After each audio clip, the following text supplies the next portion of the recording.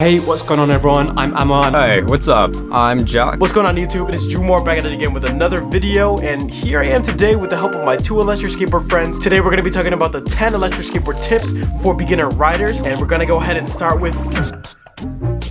It's such an absolute pleasure to be on Drew's channel collabing with Drew and Jack. I'm a huge fan of both of their channels, which I watch religiously, and I really enjoy watching their high quality reviews and ride videos. So let's just jump straight into this, which is my top tips and tricks for e-skate. Treat other road users as completely incompetent drivers and you won't be caught out. When you're riding your electric skateboard on a road, realize that you are one of the most vulnerable users on that road. If you treat every vehicle around you as a potential threat that could cause you to crash or to change direction or to brake harshly, you're far less likely to get injured whilst e-skating. Don't just assume a car will stop for a red light or give you way if it's your priority on the road. I've personally seen a friend almost run over and killed when a car blew past the red light, and trust me, it was such a scary sight to see. Give other road users every excuse to see you by using Shredlights and bright clothing. Check and double check for vehicles' movements and adjust your speed and riding character accordingly. If you regularly ride in traffic, your hazard perception needs to be exceptional. Over to you now, Jack.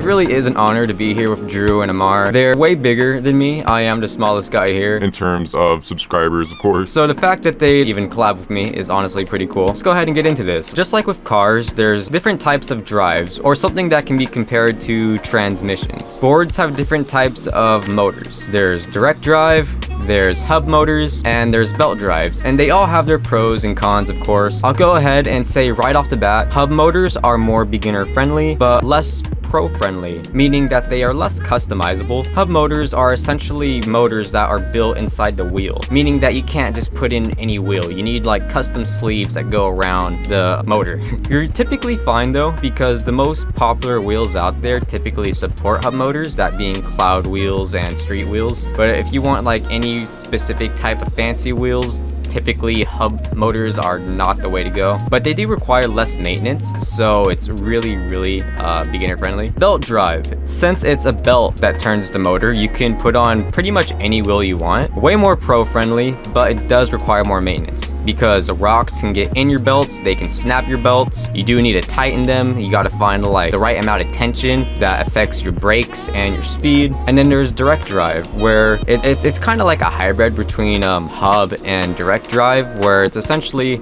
the barrel's connected directly to the wheel. It's kind of like a hybrid in between it, where it doesn't require much maintenance. You can also put on any wheel you want. Hub motors and belt-driven boards are the two you run into most anyways.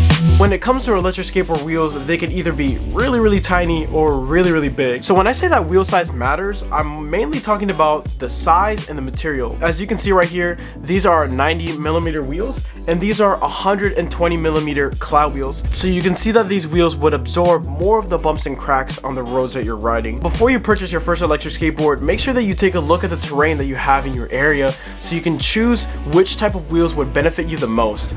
I would highly recommend these wheels if you have very smooth roads, if you have bike lanes, smooth pedal lanes with not a lot of rocks. If that's not the case, if you see a lot more bumps and cracks, then I would highly suggest moving up to bigger wheels. Or if you have a belt drive electric skateboard, you can move on to pneumatic wheels that actually have air inside of them. For my personal favorite wheels, I would 100% go for the pneumatic wheels. These wheels make your electric skateboard feel like a complete tank that you can go over any bump and crack, and they also have the most grip out of any of these wheels over here. Maintenance. Check your electric skateboard every few rides or once a month for loose screws, loose belts, pebbles in the belts, clicking bearings, and squeaky bushings. This way, you'll not only extend the lifespan of your board and parts, but also you'll massively reduce the likelihood of breaking down during a ride and being stranded, or worse still, having a bearing seize and send you flying off your board mid-ride. I do really need to practice what I preach though, as my friends will tell you, I really don't enjoy maintenance and I often get lazy about it. But I do always get it done in the end, because maintenance is absolutely essential to enjoy safe riding on your electric skateboard. If you plan to ride at night, it is literally when I ride 90% of the time. It's usually when there's the least amount of cars on the road, and it's just fun. Make sure you can be seen, whether that be by wearing some kind of like vest that's reflective, have reflective little things on your board or on you, or have Shredlights. Shredlights is probably the top skateboard lights out there right now. You can get different type of lights that have different brightnesses. Shredlights also has like an RGB LED light that you can stick pretty much anywhere on your board. It changes colors. They have some that strap onto your helmet.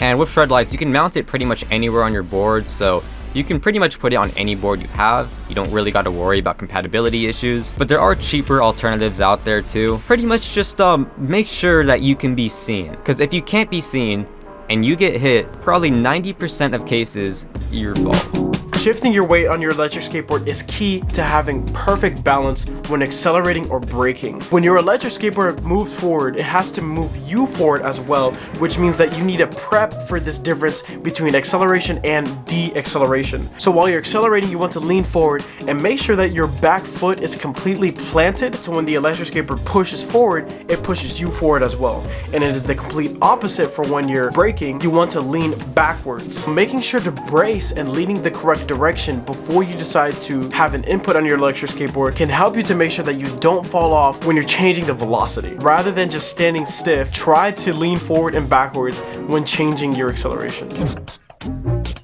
Whether or not you realize it, you are an ambassador to our electric skateboarding sport and community. The public and authorities will judge the community by your actions, so always ride responsibly. That doesn't just mean wearing a helmet and protection, it's also imperative that you respect road traffic law and stop at red lights, never ride recklessly near pedestrians, respect conservation areas, and so on and so forth. If for whatever reason police or other authorities try to stop you from riding, obey their instructions and be compliant. The last thing our sport needs is bad press, especially when some countries still struggle with the legalization of e-skate. We all have a duty and responsibility to portray our sport in the best light possible. If you ride responsibly, you'll be a great role model to our sport's newcomers, and more importantly, you'll prove that us e-skaters are safe, respectful, and totally deserving of sharing the roads with other traffic.